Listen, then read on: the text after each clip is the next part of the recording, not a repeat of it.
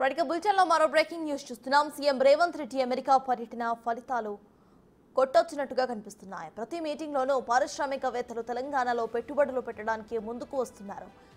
వివెంట్ pharma company Hyderabad లో invest చేస్తామని ప్రకటించింది. జీనోమ్ వ్యాలీలో 400 కోట్ల రూపాయలతో అత్యాధునిక ఇంజెక్టబుల్స్ తయారీ కేంద్రాన్ని ఏర్పాటు చేస్తామని తెలిపింది. ఇదే గనక జరిగితే 1000 మందికి ఉద్యోగ అవకాశాలు లభిస్తాయి. జీనోమ్ వ్యాలీలో ఇప్పటికే వివెంట్ కంపెనీకి ఒక పరిశోధన అభివృద్ధి కేంద్రం కూడా ఉంది.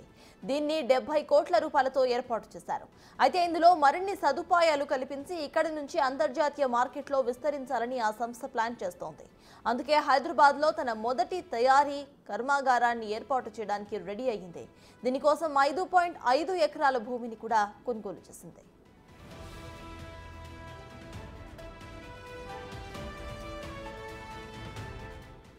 ఇక దీనిపై సీఎం రేవంత్ రెడ్డి హర్షం వ్యక్తం చేశారు. జీనోమ్ వ్యాలీలో పెట్టుబడులకు వివెంట్ ఫార్మా కంపెనీ ముందుకు రావడం సంతోషకరంగా ఉందని అన్నారు. ఆయన లైఫ్ సైన్సెస్ లో కొత్త ఆవిష్కరణలు చేసే వారికి తమ ప్రభుత్వం అన్ని రకాలుగా సహకారం అందిస్తుందని సీఎం హామీ ఇచ్చారు.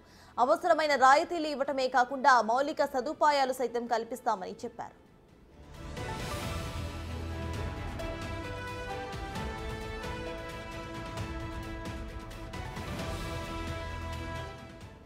ఇక మరో ప్రపంచ స్థాయి కంపెనీ కార్నింగ్ ఇన్కార్పొరేటెడ్ సంస్థ కూడా కీలక ప్రకటన చేసింది. తెలంగాణలో ఫార్మాస్యూటికల్ గ్లాస్ ట్యూబ్ తయారీ కేంద్రాన్ని ఏర్పాటు చేస్తామని కార్నింగ్ కంపెనీ ప్రతినిధులు సీఎంకు చెప్పారు. 2025 నుంచి కార్నింగ్ కంపెనీ వాణిజ్య ఉత్పత్తి ప్రారంభిస్తామని ప్రకటించారు. దీనికి సంబంధించిన అవగాహన ఒప్పంద పత్రాలపై కూడా సంతకాలు చేశారు. ఈ ఒప్పందం ప్రకారం అడ్వాన్స్డ్ మ్యానుఫ్యాక్చరింగ్, కెమికల్ ఇంజనీరింగ్ విభాగాల్లో తెలంగాణ ప్రభుత్వానికి కార్నింగ్ సంస్థ సహకారం అందిస్తుంది. తెలంగాణ ప్రభుత్వం హైదరాబాద్ యూనివర్సిటీ సహకారంతో doctor Reddy's limited, Laurus pharma limited నిర్వహిస్తున్న ఫ్లో కెమిస్ట్రీ టెక్నాలజీ హబ్స్ లోనూ కార్నింగ్ సంస్థ పార్ట్నర్షిప్ ఉంది. అయితే కార్నింగ్ సంస్థ ఏర్పాటు చేయబోతున్న అత్యాధునిక గ్లాస్ ట్యూబ్ తయారీ కేంద్రం ఫార్మా రంగం అభివృద్ధిలో కీలకంగా మారుతుంది.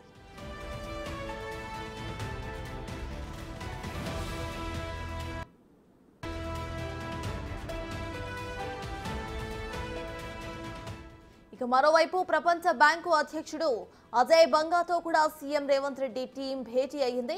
ఈ సమావేశం దాదాపు గంటకు పైగా జరిగింది. రాష్ట్రంలో చేపట్టే వివిధ ప్రాజెక్టులకు కలిసికట్టుగా రోడ్ మ్యాప్ రూపొందించాలని ఈ సందర్భంగా నిర్ణయించారు.